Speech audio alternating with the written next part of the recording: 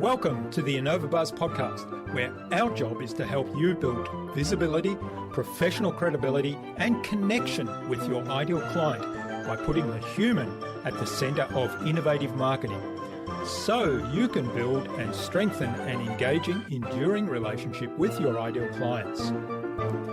I'm Jürgen Strauss from InnovaBuzz, and I'm honored that you're here with me.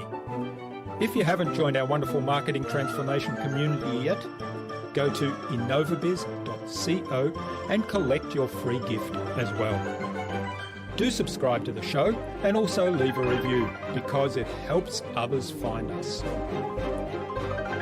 Let's get into today's masterclass on this InnovaBuzz podcast.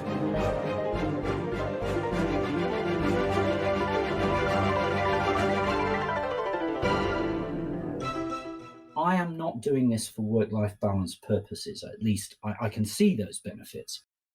But I started this journey for saying, how do I improve productivity in my business? And I say to business leaders, all over the world, you've got to approach this from the perspective that this makes sense for the profitability and productivity of your business. And if you're going to do anything, do this. Because it's relatively simple to implement, but the results are, extraordinary in terms of what it will do.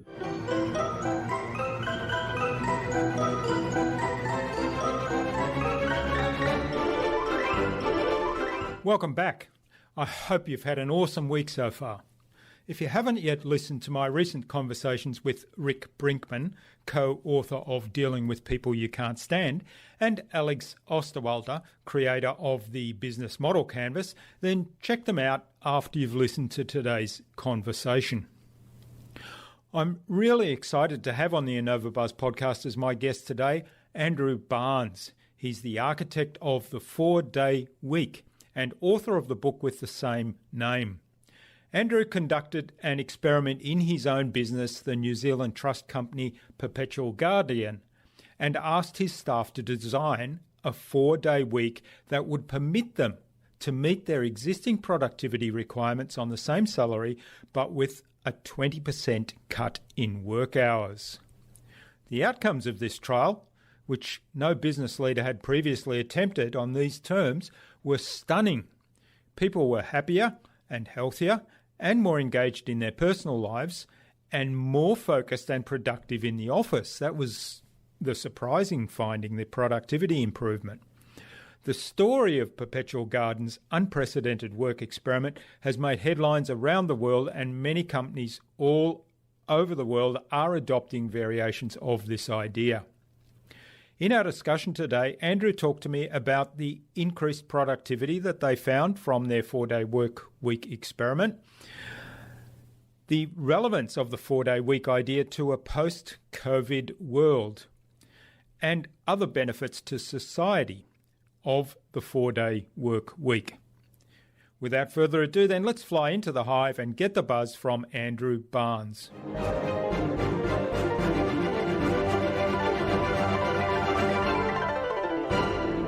Hi, I'm your host, Jürgen Strauss from InnovaBuzz, and I'm really excited to welcome to the InnovaBuzz podcast today from Auckland in New Zealand, Andrew Barnes. Andrew is a serial entrepreneur, he's a speaker, he's a podcaster, he's the founder of Perpetual Guardian, and also author of the 4-Day Workweek. Welcome to the podcast, Andrew. It's a great privilege to have you as my guest. Hi, Jürgen. Good to be here. Catherine Lloyd, who was our guest on episode 259 of the InnovaBuzz podcast, suggested that we talk with you, Andrew. So a big shout out to Catherine. Big hello. Now, Andrew, you spend much of your time making the case around the world for the 4-day work week, and you kind of pitch it as something that can help address some of the ills of the current global economy. And that was a pitch that you wrote when you first launched it. Now, with what's happening now with the coronavirus pandemic, we're hearing more and more about the future of work and how what people are being forced to do now in the current environment is going to impact on how they'll work once we get through this, and finding innovative ways to work and do business. So I think the subtitle of the book gives a lot of insights into what that might look like, and that's how the flexible work revolution can increase productivity, profitability, and well-being, and help create a sustainable future. So I'm really excited to be exploring that with you a little bit more today, and also in light of what we're going through right now. So as we're recording this in mid-April, you're on fairly strict level 4 lockdowns. We're on level 3 here. So we're allowed out to exercise and for shopping and critical tasks, but that's about it.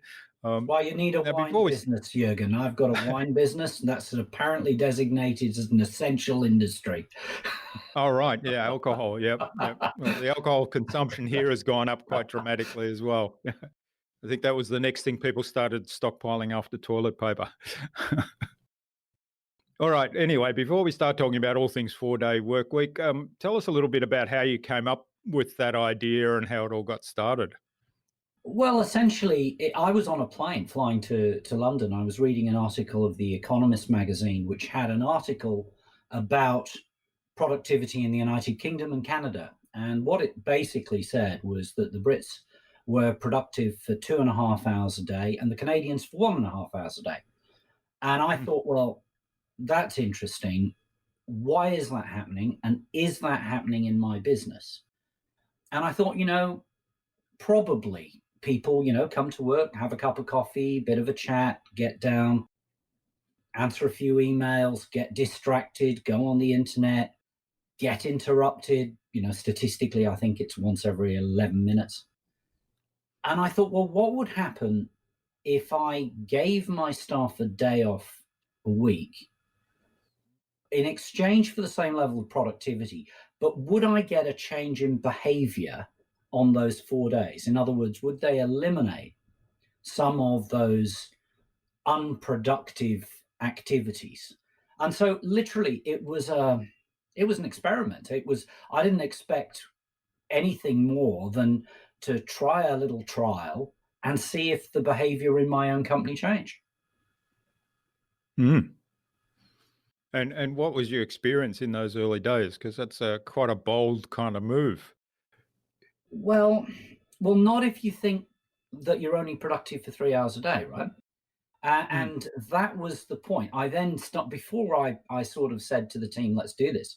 I did a little bit more research, and frankly, survey after survey was indicating exactly the same thing, about 3 hours of productivity in a day. So if you think about that, you only have to find 45 minutes more productive time in each of 4 days to make up for the lost day. Now that's still, 4 hours out of a 7 and a bit hour day. So there's still bags of time for socializing and water cooler chats. So I didn't think that was a particularly big risk when we initiated the trial. I thought, well, there's a good chance we will get better productivity. And I also thought that, that would also give my staff a chance to be the best they could be outside the office, as well as the best they could be in the office, because they would be, fresher, they'd have more time with the family, they'd be able to deal with those interruptions, those things that disrupt the working week. So I thought, well, it's not that much of a gamble. I mean, I wasn't game enough to make it permanent straight away. We decided we'd do a 2-month trial. But when you actually think about it, the risk of failure was probably not that large. And how did you measure the productivity? I mean, did you kind of benchmark your productivity beforehand rather than just take that kind of statistic that you'd read about from other studies? Well, here's the thing. How many businesses really know whether their staff are productive or not? Now, I would argue the bulk of us have absolutely no idea. We use time as a surrogate. We look at the week and you come in on a certain time, you leave at a certain time, and we go, that's productive. Well, if you believe that your staff are productive from the very first minute to the very last minute of the working day, I think you're kidding yourself. So what we actually did is we said to the team, we said, you've got a month before we initiate this trial. So what we want you to do in that month is do two things. It's to tell us how we should measure you. Now, in some bits of our business, measurement's very easy, billable hours, documents produced, whatever it is. But in other bits of the business, especially those bits that are providing services behind the scenes, it's quite hard to identify what productivity actually is.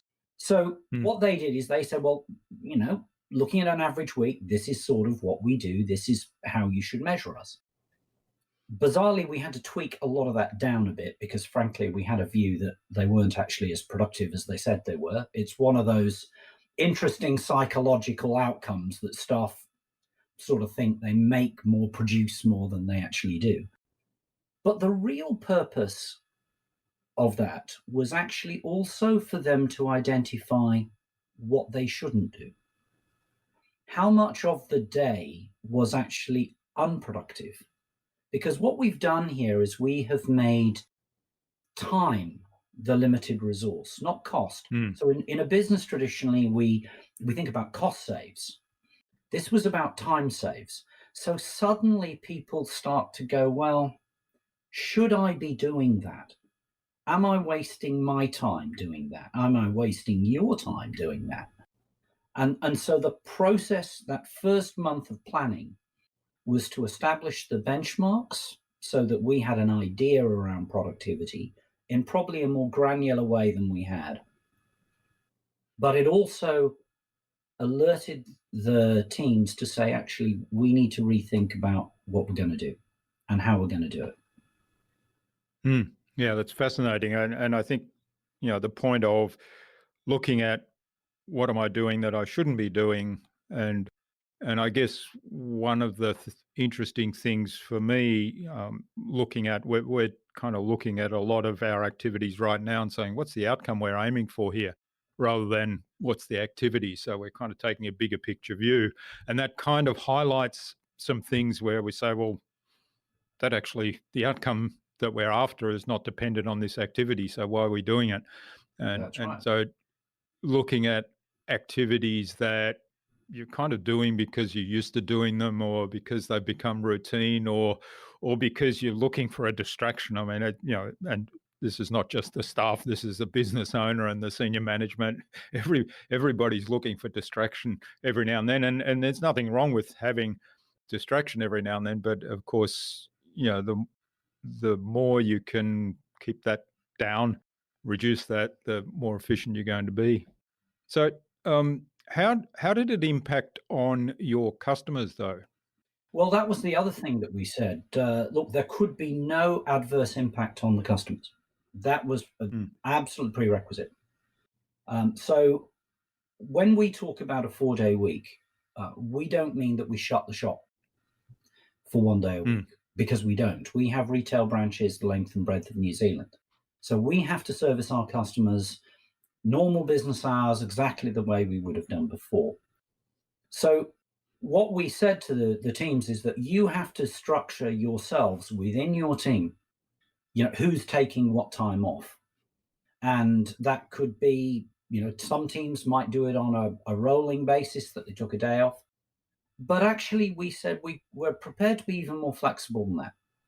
You can take a couple of afternoons off a week. You can come in late. You can go home early. You can do whatever you like, because our 4-day week is really about output. And it has to, by definition, it has to be a voluntary opt-in process. Now, we're currently at about 76% of the company on a 4-day week. We will never get above 85%, because whenever you join the business, we do start you off on 5 days, so you understand what the 5-day job looks like before you have to deliver it in 4 days. So by doing it that way, actually, in most cases, actually, our customer service has improved, because if you think about when somebody goes on holiday normally, what you do is you go, oh, someone's gone off on holiday. Well, we'll try and cover that until they get back. Now, when you've got somebody off in your team every single week, you can't do that if you are going to deliver the same standard of service. So in fact, what we then found is that we got better team resilience, much better cross-training. People started to work out who would cover that role, whether they had the right skills for it. Now, this sounds and is like a rehearsal for COVID, because that's exactly what we've got now. We've got an understanding of what productivity was. We have resilient teams that can cover each other. And so actually for us, COVID it's unfortunate, clearly, but from a corporate point of view, really almost nothing changes, because we've done the work around understanding productivity, understanding resilience, and understanding how people cover other people's roles. And that's put us in really good stead for this. Yeah, that's a fascinating insight that, yeah, I guess people, as you say, they adapt the systems and the processes and the handoffs and also the upskilling each other in a way that enables them to take time off during the week rather than simply sort of as an exception to the rule when somebody is going on vacation once a year, or maybe some people don't even take vacation once a year. They may do it once every other year or so. No, and that is the point, because everybody, when we do it, you opt in as an individual, but your team is the team goal. And again, because of the way that New Zealand legislation worked, we couldn't change your contract. So your contract is still 5 days a week, 8:30 to 5. You opt into the policy. Now that means that if you don't deliver your side of the bargain, i.e. the productivity, the organization has the right to say, well, everybody back in for the 5th day. And we've only ever had to use that sanction once. We had one team actually in the trial that failed because it did what you were talking about. What it basically did, he said half of them said we'll take Friday off, half said we'll take Monday off. And then we got to the end of the trial and they said, well, customer service really suffered. And we said, well, that's why nobody else in the organization did it that way. They all did a rolling routine. But it was helpful for us because it proved that we meant what we said, which is you get this time off if you deliver on the productivity. If you don't, back to the normal way of working. So what in the trial, I mean, obviously, the trial was successful enough for you to continue with it. How long's it been going, by the way? We've been doing this now for just over 2 years. So what were some of the surprising things that you found during the trial and even after that? Well, look, there were things that you would expect, engagement scores, engagement enrichment, empowerment, enthusiasm, loyalty. Those scores went up 40%, 40%, to levels which the researchers said were the highest they'd ever seen in New Zealand. Our stress levels dropped. Again, you would expect that, about 15%. But the one that jumped out of the page was that more of our staff said that they were better able to do their work working 4 days rather than 5. And that was the one that we didn't expect. Because we expected people to say, actually, I'm under a little bit more pressure. But they weren't. And the reason they weren't was because they found that they could eliminate so much of this busyness, the wasted time, and they came up with lots and lots of little hacks. So we have a thing like a quiet hour. You put a flag in a pot by your computer that says, if I've got that flag there, do not disturb me for an hour. And that means, of course, that person is able to concentrate, get the complicated tasks out of the way. if you believe the 11-minute, 22-minute rule, 11-minute, you're disturbed every 11 minutes, takes you 22 minutes to get back to full productivity. That itself is probably the equivalent of 3 hours of work right there. And so that, combined with changes about how we structured the offices, rules about you couldn't eat your lunch, so your reheated curry didn't waft over your colleagues at lunchtime, where you did your social calls, and if you couldn't trust yourself to keep off the phone, you could lock it away. All of those little things, combined with 20% fewer people in the office, it dropped the noise levels, actually meant that people were getting more work done. They were not socializing. They're not doing what they normally did, but actually the time that they were working just delivered more output. Yeah, it's fascinating because some of those hacks are actually things that people recommend working in the online space to prevent interruption, because when you're working in the online space, as many people will be discovering now, the ability to be interrupted or for somebody else to interrupt you is much easier because they don't have to be in the same office, and hence your email might pop up and notify you that there's something going on, or you get notified that there's a new Facebook post by one of your friends, and so the conventional wisdom there is turn off all those notifications, and the online chat systems that people use to work in teams online have the ability to essentially put up that flag in a virtual sense. So turn your light to red, for example, and say do not disturb right now. So yeah, it's interesting that you've applied those.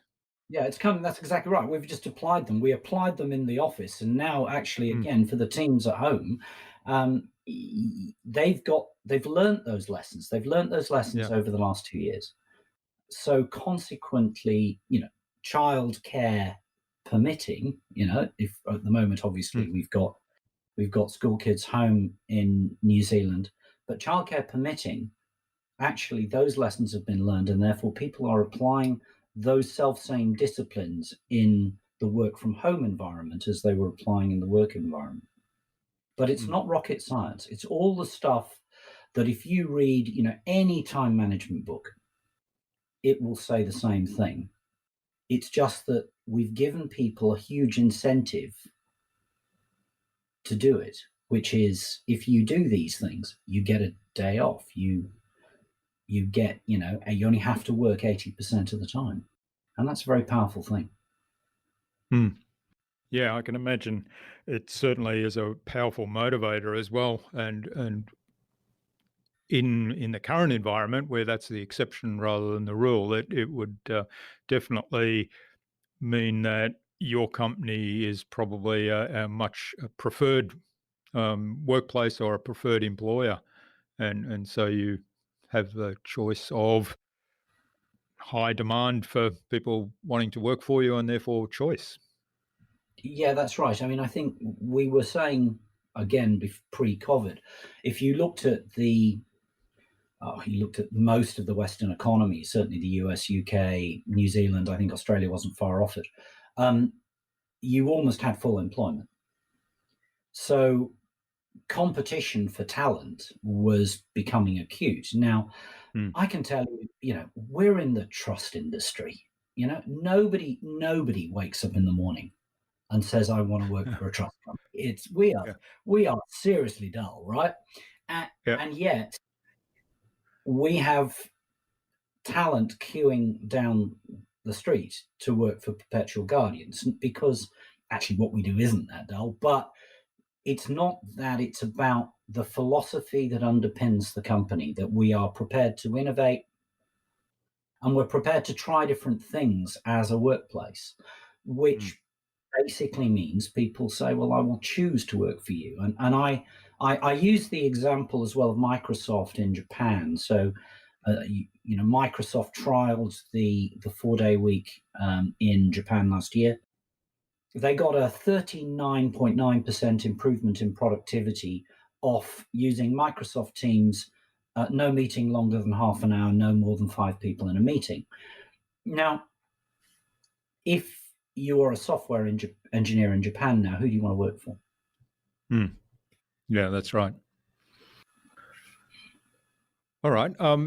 One of the things I'm curious about, I mean, and this is a question that you address in the book. I know that would it work in all industries? Because a lot of the pushback you've gotten in your quest to spread the message is that people say, well, it wouldn't work in my industry. I can see it easily how it would apply to a service industry or something like what Microsoft does, where people are in offices, they're producing something that is kind of a virtual product. But what about a manufacturing situation? We're physically actually on an assembly line. Things have to be assembled physically by people that are driving machines or stocking warehouses or whatever it might be. Well, helpfully, we have Metall AG in Germany, which is the union that deals with Volkswagen. And they have been on a 4-day week for some years, working a 28-hour week. Now, that's not quite our model in that they're on a 28-hour week and they have a pay structure that is adjusted a little bit to take account of that. But nevertheless, I don't put the Germans at the bottom of the heap for productivity.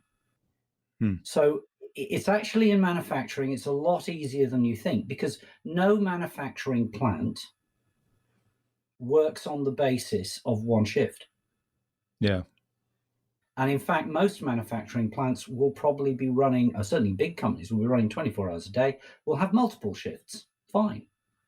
You just adjust your shifts accordingly. It's not that hard. You think about what we do when we talk about this, we say that the real issue here is that you approach your staff and you say to your staff, what would you do differently in order to work a reduced hours week? And they will tell you, because the benefit to them is time off. If you come from top down with a cost-based approach, they won't necessarily tell you because they know that will cause a job loss. Yeah. So the psychology of this is to say to your employees, look, we're not talking about job losses. We're talking about getting better productivity by you working better, and tell us how you would eliminate those things. And it doesn't matter whether it is agriculture, manufacturing, service-based industries, any industry you care to name. I will find you a company that's doing 4-day week somewhere in the world, in either that industry or in an industry that's so closely aligned you could use that as a template.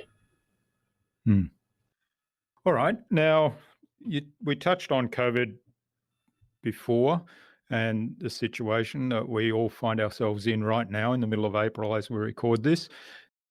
A lot of people working from home, a lot of people actually losing their jobs because businesses, unfortunately, have cut staff in order to save costs and attempt to survive through the crisis. How do you see the 4-day work week movement applying to a post-COVID world, and what do you see as some of the changes that will come in as a result of COVID, but that are relevant to like the 4-day work week movement? Well, the first thing is, I think inevitably, I don't know again what the situation is globally, particularly, but here in New Zealand, there is an awful lot of discussion around companies, organizations, when we come out of this, because economic activity will be lower, that a lot of companies will look to do a 4-day week with reduced pay. And that is that's a reaction to straitened times. Now, interestingly, Russia last year announced that they were drafting legislation for a 4-day week. They were doing it for precisely that reason. They were doing it for unemployment reasons, and saying that actually, if we can job share by creating more jobs, because we're going to reduce the amount of hours, they weren't going to reduce wages. That will create more employment. Now, what we're working on at the moment with certainly some of the unions here is to start to talk about what are the options. You might start on a 4-day week, reduced pay, but you want a commitment to get back to full pay. But why shouldn't we take the opportunity to get back to full pay, but not increase the working week?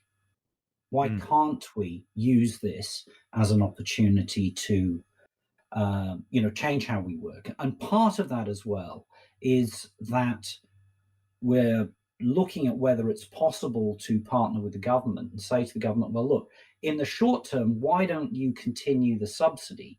But instead of subsidizing the bulk of wages, subsidize a bit of the 20%, the pay cut, if you will, provided that companies are, first of all, engaged in this process to improve productivity and bring in a 4-day week. But secondly, that your staff, a proportion of that time is spent in training, upskilling, or if we're talking about an environment where AI could potentially destroy, some statistics say 40% of jobs. Well, isn't this a great time for us to use this to re-educate our workforce? Training on the job reduces productivity. Doing it this way wouldn't necessarily reduce productivity if we're able to get everybody to produce the 5 days in full. So that's the movement we're looking at. The reason we have to tread carefully is in Ireland, at the time of the GFC, the public sector unions there, for example, agreed to go down to 4 days, agreed a pay cut. And then when they came out of the GFC, they said, right, everybody back to 5 days, but they didn't put the salaries back up. And so, thanks very much. That's not helpful when you're trying to be creative. So we're playing around with this, but we do think that this is the best opportunity we've got to actually rethink how we work and to hang on to, some of the benefits. I don't know again what it's like where you are, but the skies are clear, the waters are clear, pollution has dropped away. Well, how do we hang on to that? We've got more people spending time at home with their families. Broadly, probably better family cohesion, probably better communication, less stress. How do we hang on to that? So I think if we're going to get anything positive out of COVID, we have to rethink how we're going to do things. And certainly that's where we're trying to pivot the 4-day week campaign at the moment. Yeah, I think that's a really great question to ask, is how can we hang on to some of these changes that have been essentially forced upon us, but they're kind of almost collateral benefits, if you like. I was reading the other day that for the first time in living memory, I think for people that are alive right now, you can see the Himalayas from New Delhi, which is quite astounding. When I think of what what New Delhi looked like every time I've been there, you were lucky to see your hand in front of your face. But the other thing, of course, people are now have learnt how to run virtual conferences online and so on that they hadn't done before because they felt no need to it and they preferred to do in-person stuff. And suddenly they realized that, hey, there's benefits to doing these virtual things because now I've suddenly got a global audience. Yeah, that's right. I had an interesting conversation with one of my CEOs this morning, and what we were talking about is, in fact, whether what we're going to see is a complete inversion of the way we work. And the concept we were talking about was actually that maybe you will only come into the office 1 day a week. And you'll come into the office not to work, but to socialize with your colleagues face to face. And the rest of the time, you'll work from home.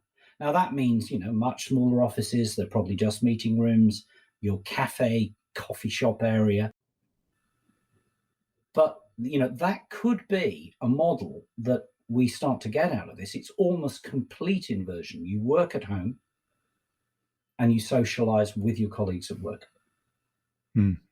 Yeah, it's an interesting concept, and like you say, that would certainly cut back on, the congestion on the roads, the impact on public transport systems being overcrowded, and the resultant drain on the environment that some of those things cause. And the 2 points about that, of course, is that, we know here that if we could get Auckland to free flow, in other words, we could get traffic off the roads, that would add about 1.5 to 2% to Auckland's GDP. It will be the same in almost every one of the major cities. So in an environment where we need to get the economy to recover, a 4-day week is a tool that would assist in that. And then if you think about flexible working generally, flexible working, the estimates when you look at what it would do to global economy, it would put trillions of dollars onto the global economy. So grasping this as part of a strategy that we use to help the global economy recover, for me, it makes, I have to keep emphasizing this whenever I talk about the 4-day week. I am not doing this for work-life balance purposes. At least I can see those benefits. But I started this journey for saying, how do I improve productivity in my business? And I say to business leaders, all over the world, you've got to approach this from the perspective that this makes sense for the profitability and productivity of your business. And if you're going to do anything, do this, because it's relatively simple to implement, but the results are, extraordinary in terms of what it will do. And most companies that implement productivity policy as ours is, are seeing improvements of productivity of 25, 30, 40%. Yeah. That's a really valid point. I mean, you've talked quite a lot about how to sell it and getting the teams on board and getting the teams to identify how they improve their productivity and how they implement a 4-day work week. And of course, there's heaps of benefits for the team members in terms of work-life balance and better relationships and less travel and all the things we've talked about so far. But the productivity thing is what comes back to the business in the bottom line. Yeah, that's right. The only reason you think I'm a nutter is I'm telling you that you can improve your productivity by your staff working less. Everything else makes sense. Yeah, but I guess, if you chunk it up a little bit and say, if a business owner does the right thing by his employees and his team members, generally they will do the right thing by him. And it's like, Yeah, that's an you look up, incredible concept, isn't it? look after your employees, they look after your business and look after your customers. Yeah. Yeah, there's no rocket science. Yeah. Seriously, there is not rocket science, but it is finding the way to do it that everybody feels comfortable, and we can be glib about it. It is a challenge for business leaders, but if you do it in a structured way, our advice is, bit of planning, bit of a trial, and then go to an implementation after you've had time to draw the conclusions. You can do it in a very structured, low risk way. You don't need to change employment contracts. You don't need to do all of those difficult things. You just, follow the simple steps. And the biggest message is, don't overthink it. It's when you overthink it that you make it complicated. It is genuinely quite simple to do. Yeah. Well, don't overthink it, I think is a good bit of advice that can apply to a lot of things. I do need to ask you, do you work a 4-day work week? Not anymore, because I have to spend all my time talking about the 4-day week, which is a problem. But again, without being glib, I don't work in the company anymore. I haven't for a while now. My senior leadership team do work a 4-day week. They are the only people in the company who have to work a 4-day week. Now, Mm. are they doing some work when they're at home? Probably. But this isn't about the people who want to get to the top of the tree. And this is the Elon Musk issue that you don't change the world unless you're working 100 hours. The reality is there's one of you, and there are millions of people who just want to get a decent wage, to be able to have a good life, to bring up their kids. They don't want to be you. They want to have a balance. So my leadership team have to walk the talk. And if they don't walk the talk, then nobody will follow suit. I got down to 4 days for a very brief period, but because we have about 5 or 6 different companies in the group and they're all over the world. But what I did do, and I do to this day, I took email off my iPad. And when I go to the island at weekends, we live on Waiheke, I don't have my phone. So my weekend is my time. And, that's the key part of this. Whereas before, you could guarantee I would work 7 days a week. So we call the policy the 100-80-100 rule. 100% pay, 80% of the time, provided we get 100% productivity. Now, that means that can apply whether you're working 5 days, 4 days, 3 days, 2 days, 1 day. You apply the formula to the time that you're working.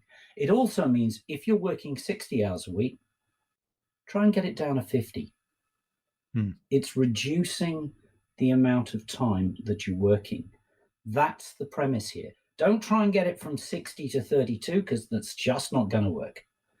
Yeah. Do this in steps. This is about getting the balance back. That means that you are fresher, you're more creative, you've got more time to think, especially if you're a business leader, and therefore you'll probably find that your business decisions improve. Yeah, definitely. I love the idea of having a device for the weekend that doesn't have the email on there, and so basically you're just using it to read and maybe connect with family. Well, not even that. Actually, I mean, literally, if I need to connect with the family, I'll use my partner's phone. But it's done. It's done deliberately because things keep coming, and then if you don't draw the boundary, and that's the lesson of COVID again, isn't it? You're home working. You've got to draw the boundary. The biggest challenge we have now is that now we don't have the get up and go to work and come back from work to punctuate the day, and therefore it's very easy to find out that you're working longer hours. That's right. Yeah, that's definitely one of the big challenges for working from home. As somebody that's been doing it for many years, that certainly is a big challenge. And thinking back to my corporate life, I was on global teams, and of course there you've got the challenge of the time zone. So often I was on teleconferences at midnight, but I would then take the time to sleep in till 10 on that morning, and that was okay. But you do have to set those boundaries. That's a really good point. All right, well, this is a fascinating topic. Now we'll touch base a little bit on where people can find out more about the 4-day work week and get a hold of your book.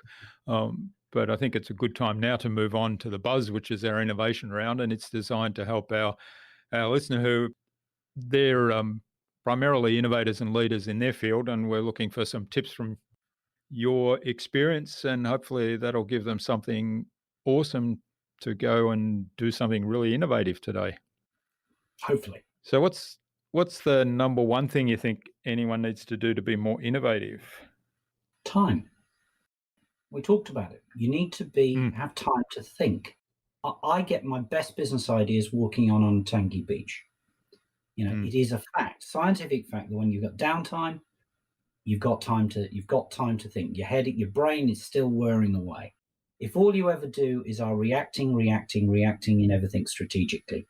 Time enables you to think strategically. Yeah, that's That is a very effective way to do it, and I find my morning bike ride, particularly now when we're doing it solo, uh, it's a really good time to have that downtime where the mind suddenly comes up with a whole lot of ideas.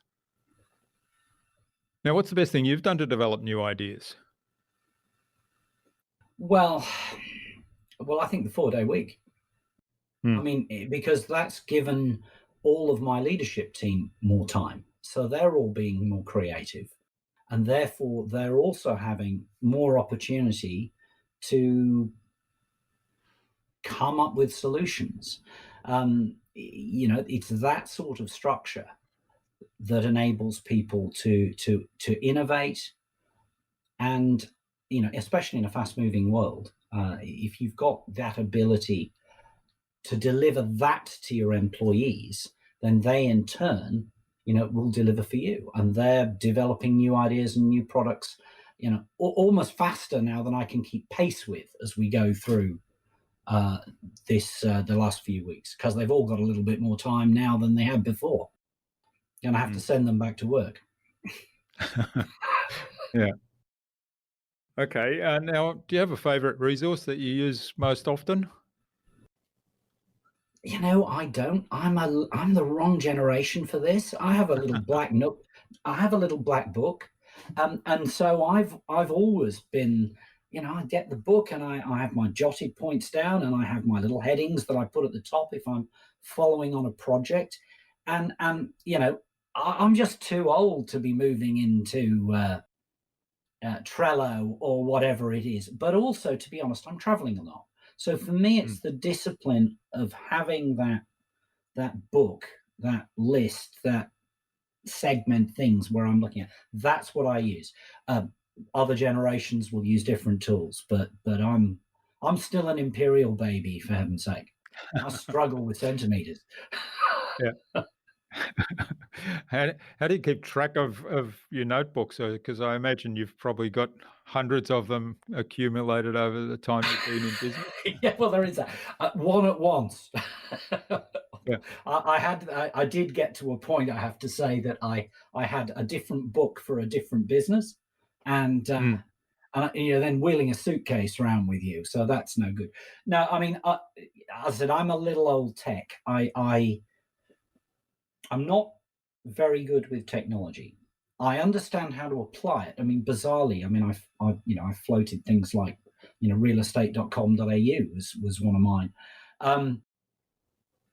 But I don't use a lot of technology, but I have an appreciation of how technology can be used. So I'm again, it's I guess it's a generational thing. I'm still easier for Mm. me. I come from a family of artists, so I think visually, and Yeah. therefore I use diagrams and drawings, which helps me conceptualize products, strategies, ideas. All right. Great. Now, what's the best way to keep a project on track? I mean, I'm a great believer in regular communication. When we've done the most complex transactions, and believe you me, we've done some fairly complex things over the last 10 years or so. My main way to handle that was I used to get all my senior people together in a coffee shop every morning, and we used to talk it through. We used to talk the issues, what were the problems that people had, and I used that forum as a decision making forum. So literally, people would canvass an idea, canvass a problem, and we would resolve it there and then. Now that was that was quite efficient, because the challenge otherwise is, let me write an email, let me do a presentation, it goes into a circulation, we pull everybody together, we have a bit of a committee meeting, we get the feedback. By the time you're doing that, you're wasting a lot of time.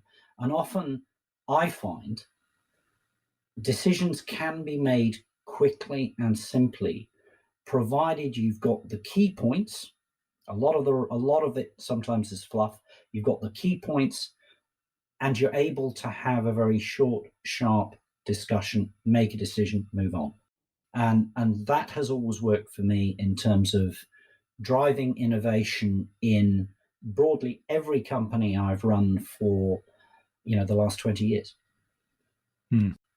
So regular communication, probably, I'm guessing that at the start of the day is probably the most effective time to have those kind of meetings, but also being really succinct in what you want to achieve and the outcome you want to achieve, rather than a lot of fluffing around. Yeah. And so your decision-making process at the start of the day, but what we used to do is, and we still do it, we back it up, especially if we're doing transformational projects across an organization.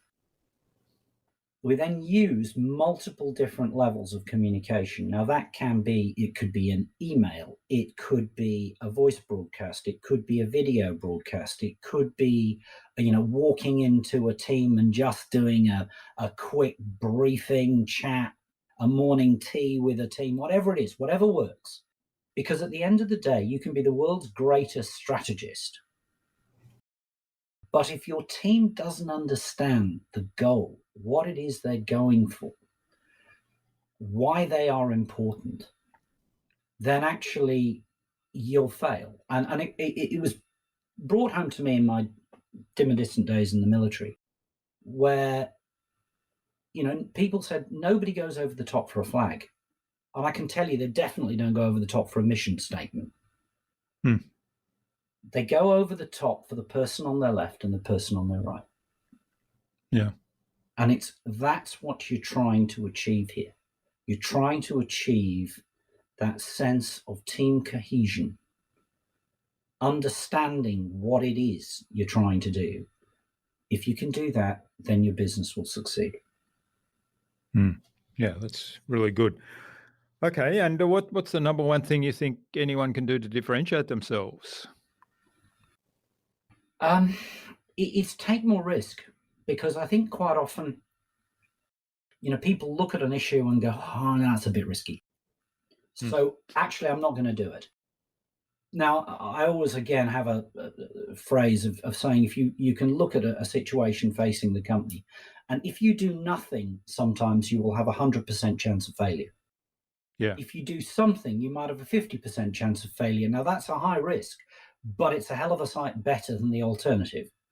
And so quite often we don't understand risk. We don't appreciate that doing something, making a decision, lowers the risk profile, gives you a better chance of success than actually sitting there going, I'm going to do nothing. And if the taxi industry, I always think is a fantastic example of that in recent years.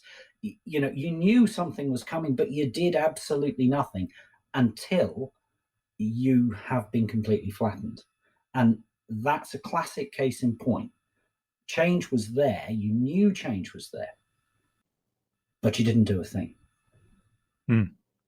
Yeah, that's really good. So reduce the risk profile. I love that reframe of the risk. And I've said this quite often on the podcast. I've lived through my first job was actually in the photographic industry. I lived through the birth of the digital consumer photography and lived through the reaction at the time of the film manufacturers. And it was exactly that. Yeah.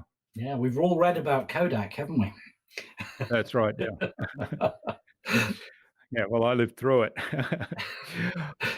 All right. Well, this is absolutely fascinating, Andrew. Now, where can people find out more about you? Find out where can they get the book, the 4-Day Work Week, and maybe even get in touch and continue the conversation? Well, obviously, it starts with the 4-Day Week book, which of course you can get from good booksellers or indeed from Amazon. The reason I say start there is that it's a how-to book. All profits from it are going to fund research into the benefits of the 4-Day Week with our global research partners in the United States, the United Kingdom, and in New Zealand. It tells you broadly how to do it. Now, you can also go to our website, which is www.4dayweek.com. We took a view from the get-go that we wanted to share everything that we'd learned. So if you go to that website, you'll find articles, you'll find research, you'll find our white paper, which talks about the results of the trial and how we implemented it. I think you'll find things like the contracts that we used, the legal opinions that we used, all sorts of stuff. So it's a great starter resource if you're just thinking about the journey. And then finally, we spend a big chunk of each week talking to companies all over the world who reach out and say, look, we'd like some advice on how we implement a 4-day week.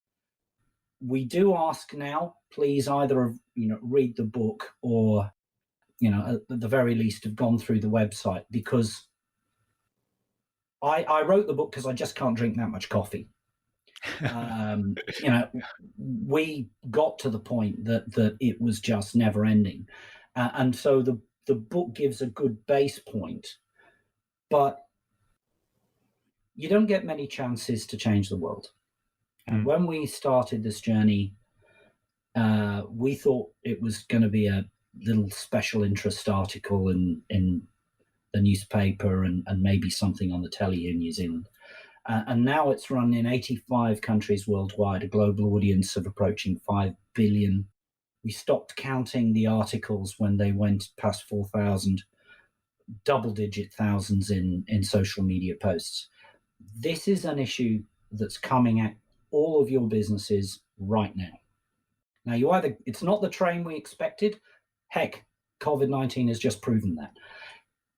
But it's coming, and you need to understand how you are going to respond to that. So the 4-day week, we believe, is a key strategy for businesses to use to improve their productivity and, importantly, to improve the lives of their employees and their workers. So, there's lots of good stuff in it. We just say to you, we're more than happy to help, but help us by having had a bit of a read before you talk to us. All right, and we'll post links to all of that in the show notes. And also, as a fan of taking in or reading books through Audible and auditory, and for those of you that are that way inclined, I can tell you that the book is also on Audible, because that's how I read it. All right, is there a parting piece of advice you'd like to leave our listener with today, Andrew? Yeah, I'd be bold. Just be bold. I was a chicken until I was about 39. I grew up in a household in the north of England. Parents who'd come through the war. My dad lost his dad during the war, and conservative. Frightening how conservative they were. I can remember talking to myself at 21 going, Andrew, you've got to settle down and get a job rather than, go and travel around the world, because I've been indoctrinated. It took me till I was 40 to go, actually, this is stupid. I'm better served to take some risks because, life isn't a dress rehearsal. So the advice is I would give to everybody, take some time to think, but actually being innovative, being entrepreneurial isn't as hard as you might think it is. It's that first step. It's just making that step. So, take the leap. Great. I love that advice. Yeah. And finally, Andrew, who would you like me to chat with on a future InnovaBuzz podcast, and why? Well, if you could get hold of somebody like Ryan Pandya from Perfect Day, that would be interesting. I mean, I am looking at where, protein fermentation goes, especially, living in New Zealand.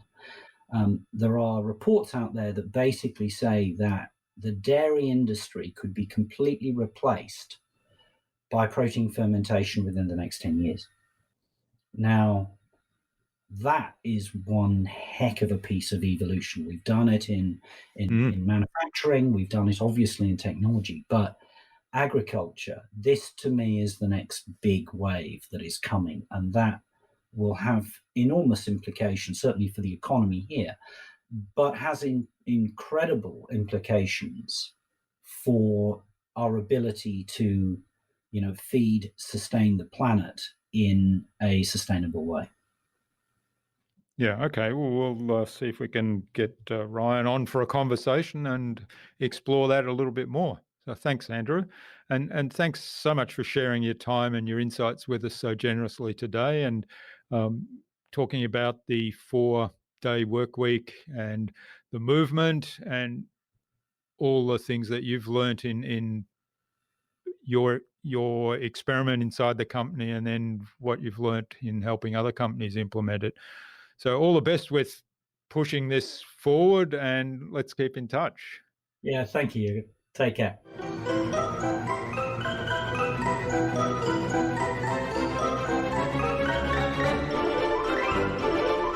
I hope you enjoyed that engaging and thought-provoking conversation with Andrew and took something away from his episode. Do you think you could adopt a 4-day workweek in your business? What would need to change? I'd love to know, and I'd also love to know what else you took away from Andrew's episode. Leave a comment below the blog post, which can be found at innovabiz.co/Andrew Barnes. That is ANDREWBARNES. All lowercase, all one word, innovabiz.co/Andrew Barnes. You'll also find further information about Andrew there, as well as links to the 4-Day Week website, the 4-Day Week book, his social media pages, and the other resources we spoke about in today's conversation.